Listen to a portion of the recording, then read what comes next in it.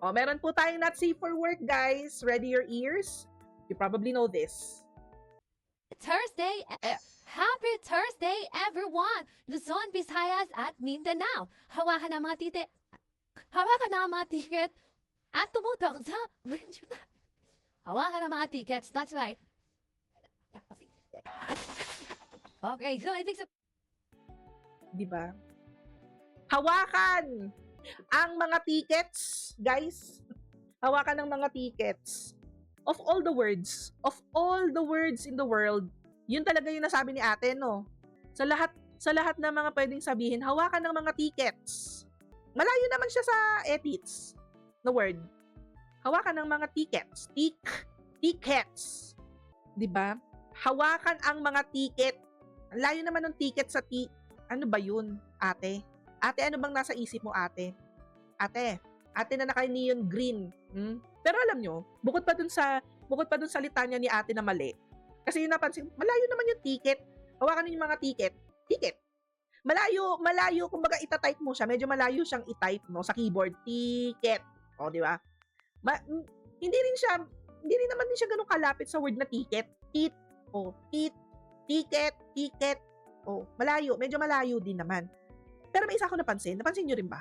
Ewan ko ako lang medyo na-disturb ako dun sa ang pasingkit. Sabi niya, ito. Medyo na-disturb ako ng konti. Ano yon? Women's Month na naman, guys, ha? Ano yon? Ito na naman tayo Magbibiro tayo ng violence on national TV. Buti na lang kinorek pa siya ni Kuya Will para hindi na mapahiya. Kinorek naman siya, pero ang kapalit hahampasin daw siya. Ito, may inakmaan niya Ayan, ito. Parehas kami na napansin. Nakita ko lang dito kanina. Sabi ko, nga, napansin ko din yon. Sabi, hawakan ng mga T3. Hawakan ng mga ticket.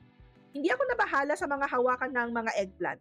Nabahala ako sa sinabi ng main host at nang mamuestra pa na parang mananampal ng babae, sabay-sabi, hahampasin kita dyan Kailan at sino ba ang nagsabi na normal gawin yan? Reviewin nyo yung footage. Well. Kuya Well. Una, outdated na humor ni Illy. Pangalawa, halatang sadya yung, ayun yung sinasabi ni Makers. Yun yung sinasabi na ni Makers, scripted. Halatang sadya yung T3 mention. Yup, sounds about right. Hindi na bigla nung sinabi. Obvious na scripted yung segment. Hindi ganun ng reaksyon na nagkamali. Yeah, usually may lag na mga 1 to 2 seconds yan. Saka, halata namang nakikisakay lang sila sa slew of sexism remarks cloud sa social media ngayon. Ayan na. So maraming nang nagpo-point out na stage po pala ang hawakan ng mga tickets. Divine? Ewan lang, pero parang scripted yung pagkakamali ng dancer. Ang layo kasi ng word ng ticket sa double T. Kasi kahit mabulol ka sa ticket, hindi naman word na double T yung masasabi mo. Yun nga yung sinasabi ko. Yun yung sinasabi ko kanina.